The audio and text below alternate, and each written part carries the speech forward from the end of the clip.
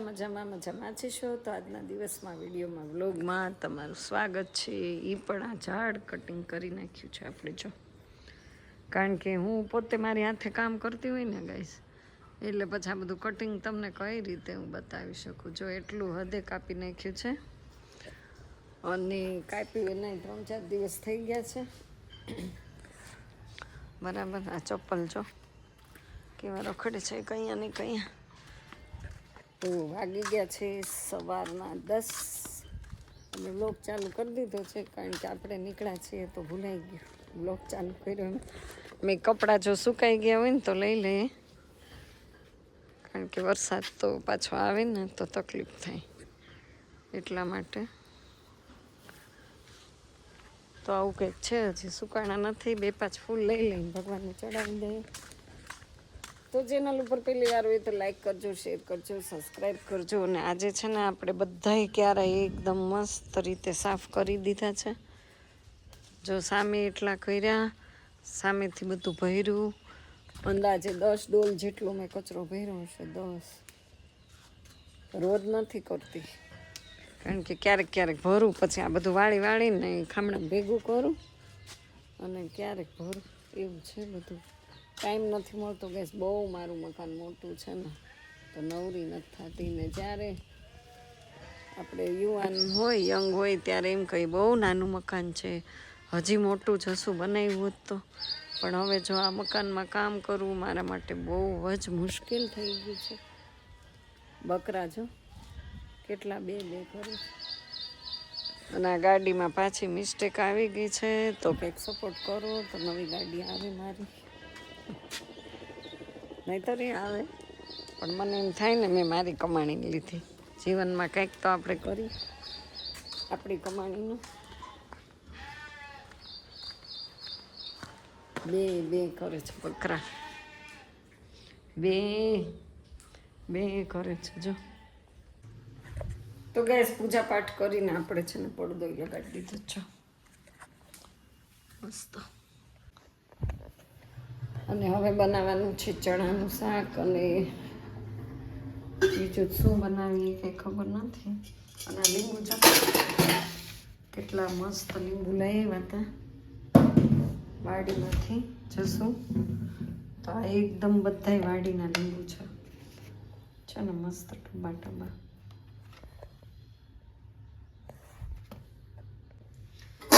હવે બનાવવાનું ચણાનું શાક. હવે આમ છે ને બાફવા મૂકવાના છે. સરસ છે હો ચણા. સવારમાં ધોઈ નાખ્યા હતા. ચણાનું શાક કરી નાખે.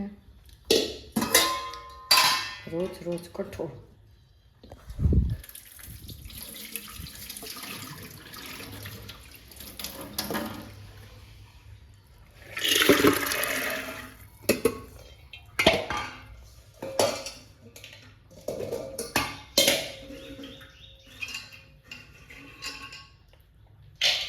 બહુ જાજુ થોડું કાઢી નાખો,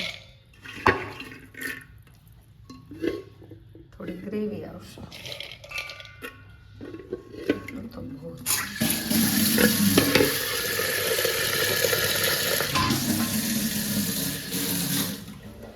તો તમે કઈ રીતે ચણા બનાવો છો? ચણાનું શાક આ છે ને દેશી ચણા છે જો, ઓલા નથી. તમે એમ કહેશો તું પેલા ખાઈ લે પછી વાતો કરજો. બહુ ભાવે તો એમાં થોડુંક નાખી દઈએ મીઠું.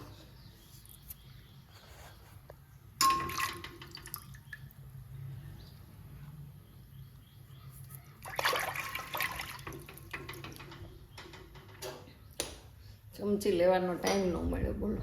જલ્દી શું કરવાનું, બફાઈ જાય સારું.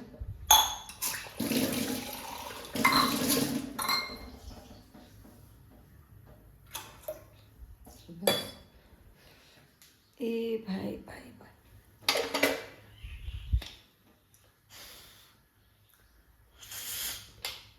કુકરનું ઢાંકણું છે ને એમ જ રહી. હો ગયા અમારા રેડી કુકરા. અને હવે ફોલવાનું છે લસણ. અહીંયા છે છાલ્યું. લસણ ફોલી અને પછી બનાવવાનું છે. જોઈએ આમાં શું શું આવ્યું છે. જો આ 2 થી 3 ટમેટા છે ને એની ગ્રેવી કરશું. એમાં નાખશું મરચાં, ગ્રીન મરચાં. ક્યાં ભાઈ તું પડી જા બાપા, પડી જામાં. વાખું વળવું નથી ગમતું, કંટાળો આવે છે. તો ગાઈઝ આજનું વાતાવરણ કંઈક આવું છે ને. આપણે કંઈ વરસાદ છે નહીં, ઘણા ટાઈમથી વરસાદ વયો ગયો છે. જો આવી રીતે વાતાવરણ થઈ ગયું છે. તડકો જ નથી આવતો. અને અમારી વાડીમાં જો ગ્રીનરી કેટલી થઈ ગઈ.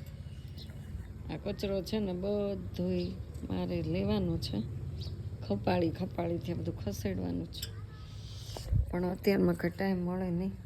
પછી વિડીયો મારો બનતો નથી બાપા. હું બહુ છેલ્લે છું, બહુ પાછળ. યુટ્યુબમાં જેટલા છે ને ક્રિએટરો એની કરતાં હું સૌથી છેલ્લે લાસ્ટમાં છું. સૌથી આગળ હતી લાસ્ટમાં રહી. કારણ કે હું બહુ મારા જીવનમાં નહીં, યુટ્યુબમાં બહુ અરેગ્યુલર છું. અરેગ્યુલર એટલા માટે છું કે જો બને ને તો બને, પછી ઘરે બધા બકબક કરે ને તો હું ન બનાવું. પહેલાં ઘરનું કામ, પછી આ વિડીયો. સીટીને અડીએ ને ત્યારે સીટી થાય. તો હવે આપણે છે ને ગ્રેવી માટેનું ડુંગળી, લસણ, ટમાટર સબ કાઢી દેते हैं बाद में.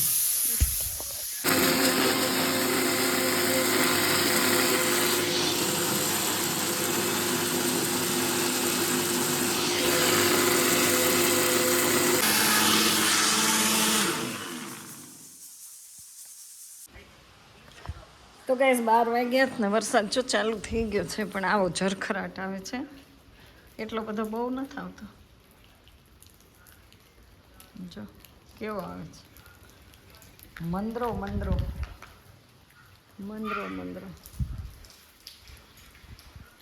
તો એવો વરસાદ આવે છે. શું જો કાબર ઉડી ગઈ અને છાસની બહેણી. વરસાદ આવે ને આવું જ નહીં, પલાળવું હોય તો ક્યાં મૂકવી? અહીંયા મૂકી દો. આટલા રાખ્યા. પણ ચણાનું શાક થઈ ગયું.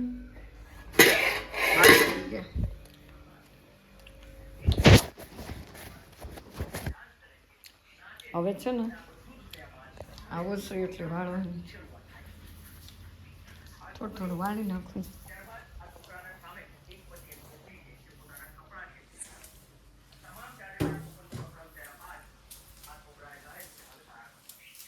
બે 3 વાર વાળવું જ પડે. એકવાર વાળવાથી કંઈ ન થાય, કચરો બહુ હોય.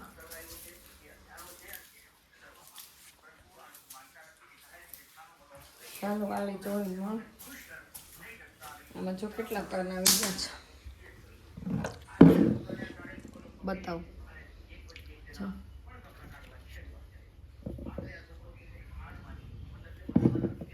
મસ્ત થઈ. તો હાલો ડેલા બંધ કરી છે. વરસાદ તો કાંઈ આવતો નથી. 1 વાગી ગયો. 1 જોજો. વાડીએથી કંટોલા લેતા આવજો. તો ઓલી ભાજી વાછેતીની ફૂલ વાળી.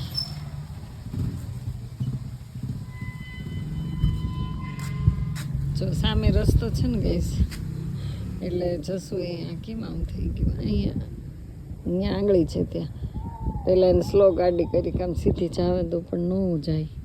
હવે જોઈએ બહુ દૂર નીકળશે. આ પીળું 2 માળનું મકાન દેખાય ને ત્યાં નીકળશે. આપણે ઝૂમ કરી. હવે ક્યાંક શું થયું? કેમ ન નીકળ્યા?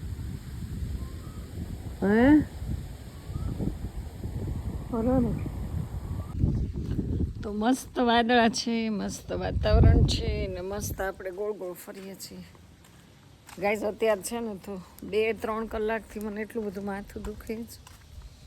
કદાચ એવું હોઈ શકે, આ જો ગ્લાસ ખરાબ પેલા લૂછી નાખું, કદાચ એવું હોઈ શકે કે વાદળા છે આવા બધા કાળા કાળા, એટલે આ વાદળાના હિસાબે મને માથું દુખતું હોય. તો બહુ માથું દુખે જ.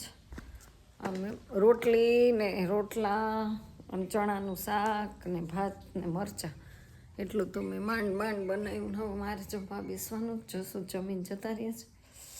અને હવે હું નિરાંતે જમી લો. દરવાજો મારે પહેલાં ખોલવો પડે. આ દરવાજો ખુલ્લો હોય ને તો આમ જમવાની મજા આવે. ભટકાય બહુ તો છાશ લઈ લઈ ફરીજમાંથી.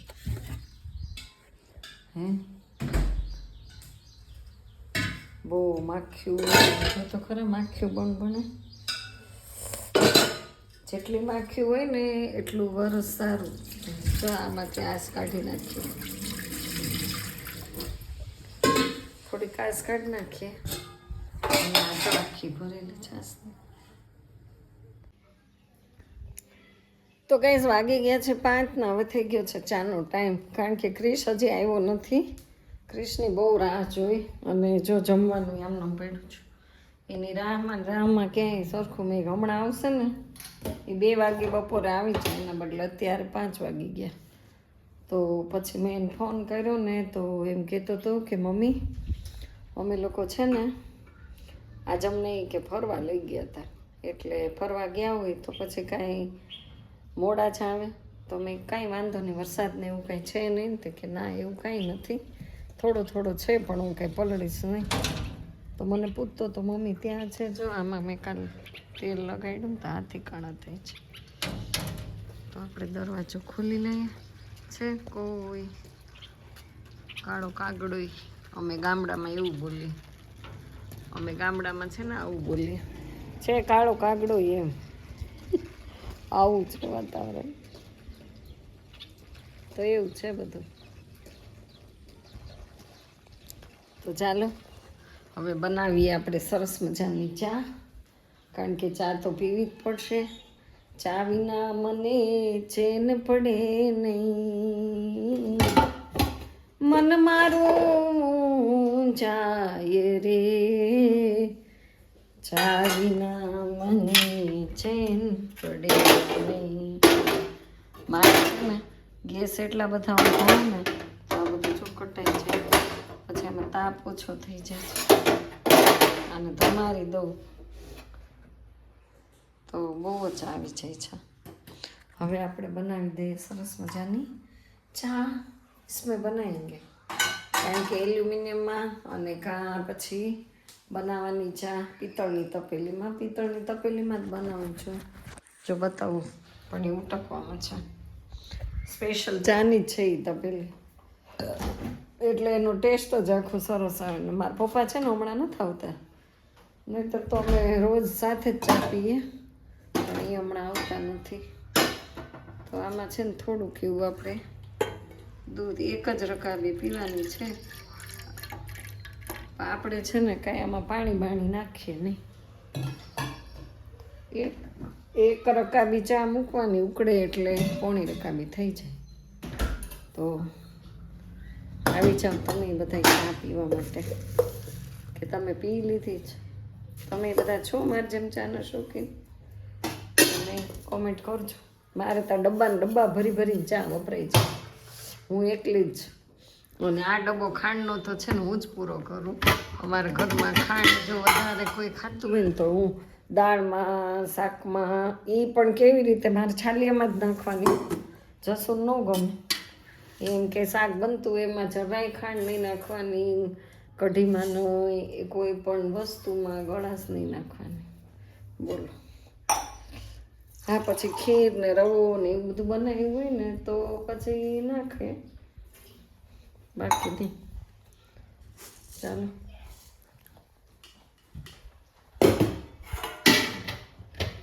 આવું છે બધું.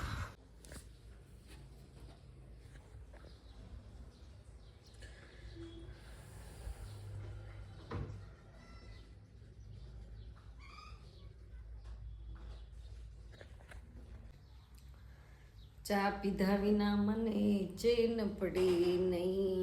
આવી જાઓ આદુવાળી ચા પીવા. એક રકાબી પણ ડિલક્સ.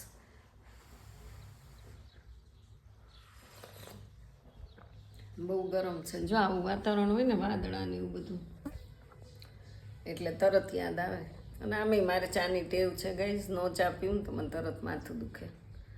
સવારે ઉઠીને એક રકાબી જોઈએ, સાંજે અડધી રકાબી જોઈએ, આટલી. પણ જો ઈ જસું ગઈ ત્યારે નામ જ નહીં લેવાનું ચાનું. ખીજાય.